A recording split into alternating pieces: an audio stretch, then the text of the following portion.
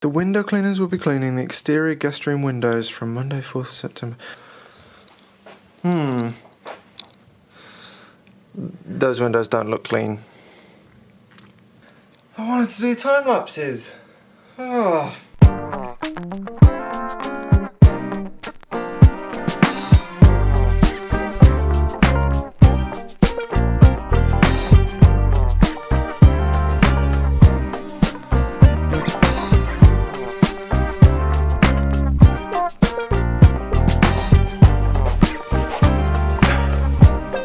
No.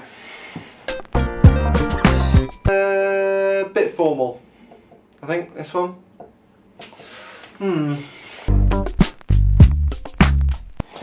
Oh. Yes!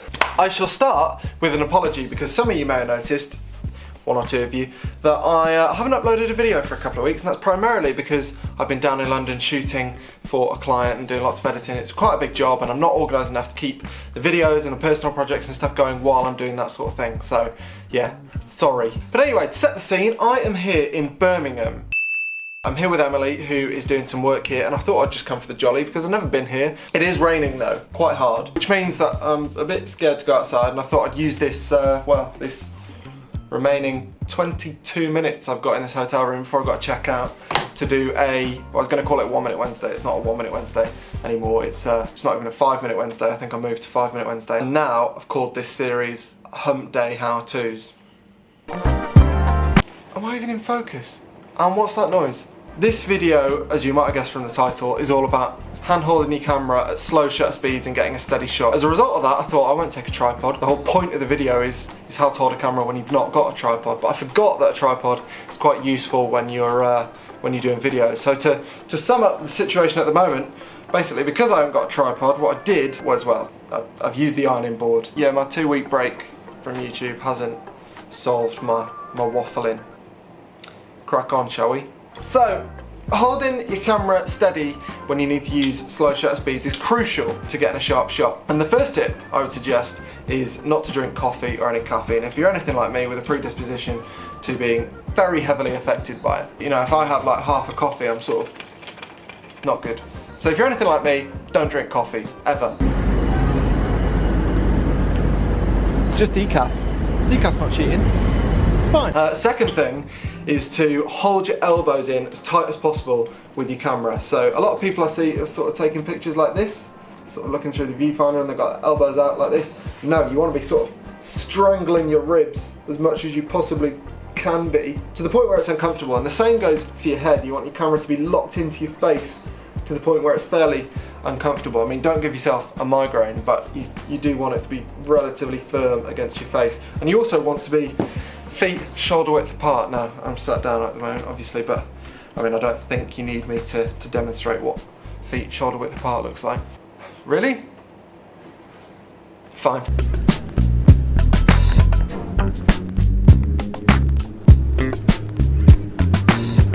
Now, the camera thing against your face is reasonably obvious when you've got a viewfinder, but even if you haven't got a viewfinder and you're just shooting on a tiny little point and shoot, it's worth doing because it just gives you another point of contact that steadies you up a little bit. Now, the only point to note with this is that if you're using a point and shoot that's got a touchscreen, make sure that your nose doesn't move the focus point, which I have done thousands of times. Also, if you find a wall or a window that you can lean against too, that again, basically you're looking for as many contact points as possible to sort of keep you stable. So elbows in, feet shoulder width apart, up against your eye and leaning against something solid is where it's preferable.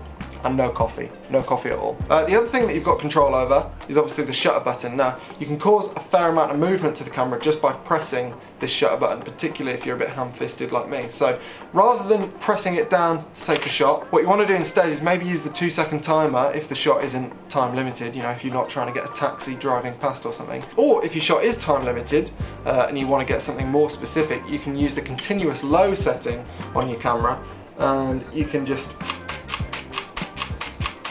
keep your finger pressed down, and that way you're not moving your finger every time you take a shot, so that can reduce some of the movement too. The other thing that I find, I don't know if it's just me, it might just be me, but it's worth experimenting with, is I find I'm steadiest when I'm exhaling. So what I do is take a deep breath in while I'm composing, and then when I'm ready to shoot, I breathe out. Now you might find that you're completely the opposite, but it's worth experimenting with your breath because your breath has a reasonably big impact on the movements in your body, I think. Seems to me. Yeah, I think that's pretty much my tips. Also, there is a law, let's call it a law, more of a rule, a rough rule, when it comes to focal lengths and shutter speeds. So typically, if you're on a 35mm full frame camera and you're shooting at say 50mm, then people suggest that you don't shoot any slower than a 50th of a second. When it's 70mm, they don't suggest you shoot any slower than 70th of a second, and so on. So if you're on crop cameras, that's a bit different, but to be honest also, that rule's a bit outdated. Cameras now have fairly good either in-body stabilization or lens stabilization, or both, and that can counteract some level of bad technique. So yeah, that's my tips and pretty much my updates. I think I'm going to go out and about now and try and see what Birmingham's got to offer.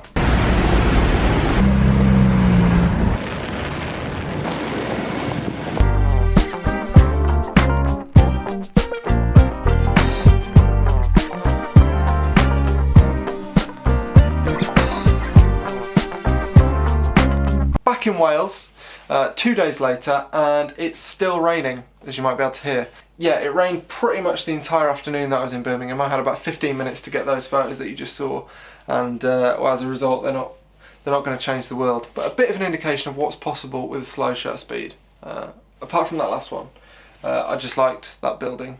That's not a slow shutter speed. But I had a tree growing out of it, so. But anyway, yeah, as I said, it was raining all afternoon. So I didn't really want to take photos, and well, there's only one thing for it.